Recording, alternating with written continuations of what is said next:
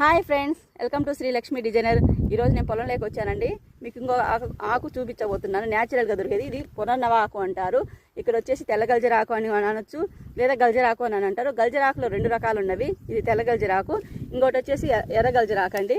ఇదిగో ఇక్కడే ఉంది, ఈ పొలంలో మొత్తం కూడా అలాగే ఉందండి, మొలిచింది. ఇది తెల్ల గల్జరాకు మనము కషాయం లాగా చేసుకొని తాగొచ్చు, లేదా మనం జ్యూస్ పెట్టుకొని మార్నింగ్ పూట అండ్ ఈవినింగ్ పూట రెండు పూటలో కూడా తాగొచ్చండి. ఇది పరిగడుపుని తాగాలి. మార్నింగ్ పూట అయితే 2 గ్లాసులు వాటర్ తాగాక ఇది జ్యూస్ పెట్టుకొని తాగాలండి.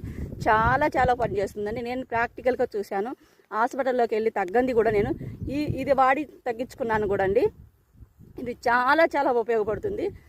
ఇది అవన్నీ మూఢనమ్మకాలు, అవి ఎందుకు పనిచేస్తాయి అది ఇదని అనుకుంటారేమో, కానీ నేను ప్రాక్టికల్గా చూశాను. ఇది తగ్గుద్ది.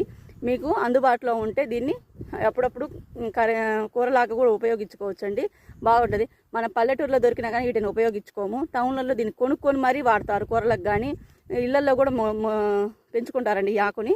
చూడండి ఎలా ఉందో, చాలా న్యాచురల్గా ఉందండి. మందులు కొట్టకుండా పైర్లో అయితే మనం మందులు కొడతాం కదా, ఇప్పుడు డుక్కుల మీద ఉంది కాబట్టి మందు కొట్టకుండా. గల్జరాకు, తెల్ల గల్జరాకు, ఇది 2 రకాలు ఉంటాయి గల్జరాకులో. ఇదేమో తెల్ల గల్జరాకు, ఇది ఇక్కడ ఇంకోటి ఉంది ఎర్ర గల్జరాకు. ఇది కూడా పప్పులో పెట్టుకుంటారండి. ఇది వచ్చేసి పప్పులో పెట్టుకోవచ్చు, లేదా ఫ్రై లాగా చేసుకోవచ్చు, మన కూరగా ఉపయోగించుకోవచ్చు అండి. దీనివల్ల చాలా ఉపయోగాలు ఉన్నాయండి. మనకు ఇప్పుడు వర్షాల వల్ల న్యాచురల్గా వస్తుంది. డుక్కిలో వచ్చేసి మందులు కొట్టకుండా, మనం పైర్లు అయితే మందులు కొడుతుంటాం కాబట్టి ఇలాంటి ఆకును వచ్చేసి మనం కూరగా ఫ్రై చేసుకోవచ్చు, కొంచెం పెసరబాలు వేసుకొని చేసుకోవచ్చు అండి. దీనివల్ల మనకు కిడ్నీ సమస్యలు చాలా వరకు నయమవుతాయండి. ఈ ఆకు వచ్చేసి పునర్నవాకు అని అంటారు.